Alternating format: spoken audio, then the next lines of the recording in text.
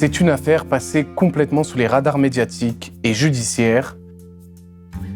Pourtant, il pourrait s'agir d'un énième homicide policier qui a eu lieu le 23 juin 2021 à Pierrelaye, dans le Val d'Oise.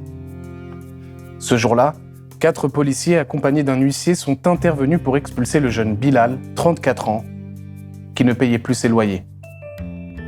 Quelques minutes plus tard, le jeune homme est retrouvé gisant au sol avec une balle logée dans son thorax. Mais comment passe-t-on d'une simple expulsion locative à un homicide policier ? Que s'est-il passé exactement dans cet appartement ? Bilal M a été tué d'une balle dans le dos. Entrée au niveau de son omoplate gauche, la balle lui a traversé le cœur et a terminé sa course dans son poumon droit. D'après l'autopsie, le décès est survenu dans un temps très court. Les policiers mis en cause, qui sont aussi les seuls témoins de la scène, affirment que Bilal M les aurait brutalement attaqués au couteau, ne leur laissant d'autre choix que de riposter.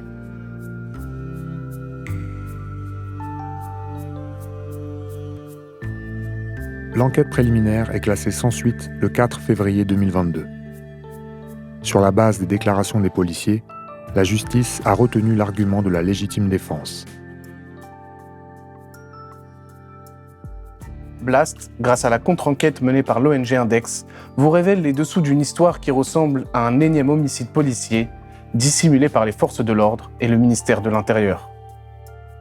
Reconstitution 3D à l'appui, notre contre-enquête révèle des incohérences majeures dans la version policière des faits.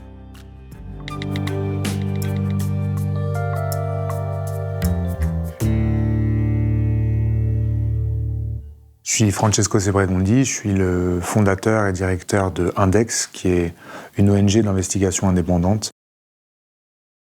Pour procéder à l'expulsion locative de Bilal M, l'huissier de justice désigné était assisté par 4 policiers du commissariat d'Herblay. Le major Didier P, la brigadière Vanessa V, ainsi que les gardiens de la paix Guillaume R et Jacques V.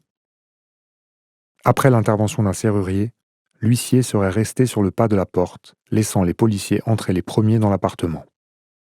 Pendant que l'équipage avançait dans le couloir d'entrée, la brigadière Vanessa V aurait dégainé préventivement son pistolet à impulsion électrique. Une fois dans le séjour de l'appartement, les policiers auraient trouvé un homme allongé sur son canapé, apparemment assoupi sous une couverture.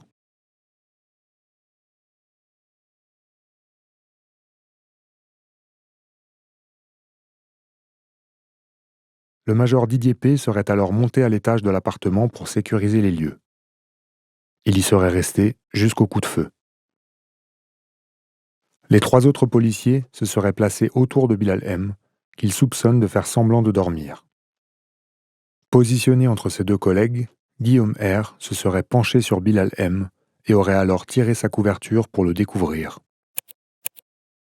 Ce qu'affirment les policiers dès le début, c'est que à peine ils se sont penchés sur Bilal, Bilal se serait retourné brusquement, aurait saisi un couteau, l'aurait brandi devant eux, sachant qu'à ce moment-là, il était 3 policiers. Le récit de la suite de l'intervention, tel que livré par chacun des policiers lors de leur première audition, fait apparaître de nombreuses contradictions. Le policier Guillaume R rapporte que Bilal M aurait soudainement brandi un couteau d'au moins 30 cm qu'il aurait dirigé vers lui et son collègue Jacques V. Ce dernier, quant à lui, fait état d'un couteau de 10 cm, que Bilal M n'aurait pas pointé vers lui, mais vers ses 2 autres collègues. Enfin, la brigadière Vanessa V rapporte que Bilal M se serait jeté sur elle avec un couteau de 20 cm. De fait, les enquêteurs de l'IGPN n'ont retrouvé aucune arme à proximité du corps de Bilal M. Seul un aiguiseur à couteau, à bout rond et mesurant 30 cm, ainsi qu'un couteau de cuisine doté d'une lame de 13 cm, ont été retrouvés dans l'appartement, derrière le comptoir de la cuisine. Les policiers expliquent les avoir éloignés de Bilal M après lui avoir tiré dessus. L'IGPN a organisé une mise en situation qu'ils ont documentée par des clichés photographiques et qui sont consignés dans la procédure, et les clichés sont signés par les différents policiers, comme quoi c'est la version, c'est comme ça que ça s'est passé. Et donc, on est dans une enquête sur une affaire d'homicide, et les 3 ou 4 suspects, qui sont aussi les seuls témoins, sont invités à se regrouper, à se mettre ensemble et à échanger pour se mettre d'accord sur une version commune des faits.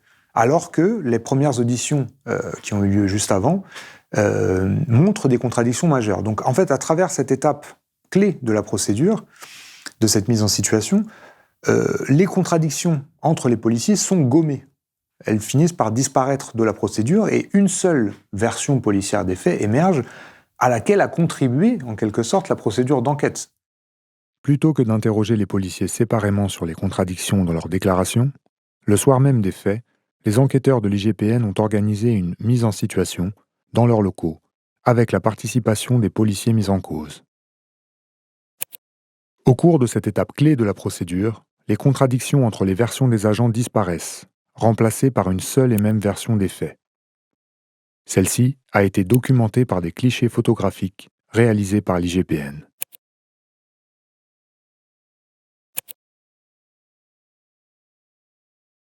Un cliché en particulier montre l'instant où Bilal M aurait porté un coup avec un aiguiseur à couteau en direction de Vanessa V.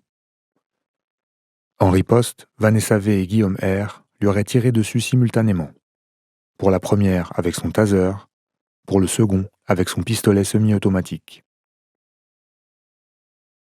Sur la base de ce cliché, l'expert balistique désigné dans le dossier, qui est un officier de la gendarmerie nationale, déclarera en conclusion de son rapport que les déclarations des policiers ne présentent pas d'incompatibilité avec l'orientation relative des armes par rapport à la victime. C'est ça la version policière. Or, cette version, elle présente 2 incompatibilités, 2 incohérences majeures, en fait, du point de vue, quand on les rapporte au contenu du rapport d'autopsie. La première, justement, elle est sur cette question de la trajectoire descendante. Bilal mesure 1,86 m.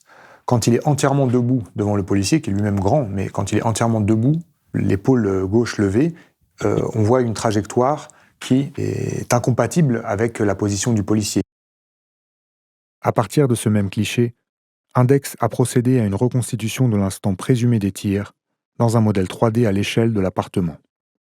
Une fois les positions de Bilal M et des policiers reconstituées de manière conforme à leur récit, 2 incohérences majeures apparaissent. Premièrement, la trajectoire de la balle qui a atteint Bilal M est descendante. Il est donc impossible que celui-ci ait pu se trouver debout devant Guillaume R au moment où il a été atteint par son tir. Pour qu'une balle lui traverse le haut du corps avec une telle trajectoire, Bilal M était nécessairement dans une position inférieure par rapport à Guillaume R.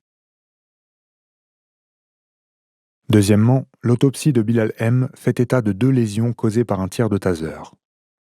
L'une sur son thorax, l'autre sur son coude droit. Or, la position de Bilal M décrite dans la mise en situation est incompatible avec la lésion située sur son coude droit. Pour être atteint par un tel tir de taser alors qu'il portait un coup de couteau de sa main gauche, Bilal M aurait dû nécessairement avoir le coude droit dirigé vers la brigadière. Une incohérence apparaît quand on s'intéresse en détail à la temporalité de l'action.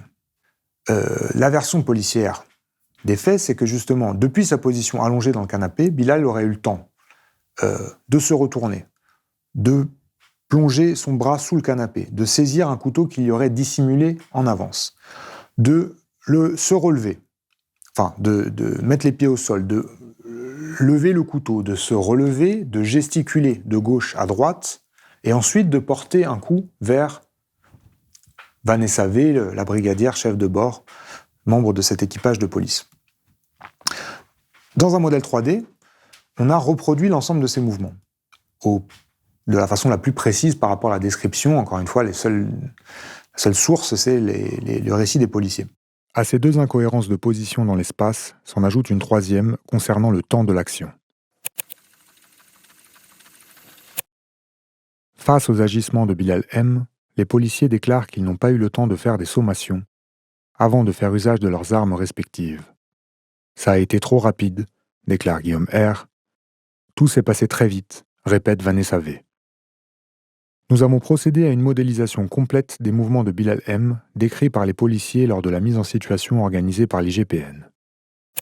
D'après leur récit, une fois que Guillaume R lui retire sa couverture, Bilal M, alors allongé sur le dos, sur le canapé, se serait retourné sur le ventre, aurait plongé son bras gauche sous le canapé pour y récupérer un aiguiseur à couteau, puis se serait relevé en le brandissant dans la pièce, aurait gesticulé de gauche à droite, avant de diriger son arme vers Vanessa V. C'est à cet instant que les policiers lui auraient tiré dessus. D'après notre reconstitution, le laps de temps minimum pour effectuer l'ensemble de ces gestes est nécessairement supérieur à 5 secondes.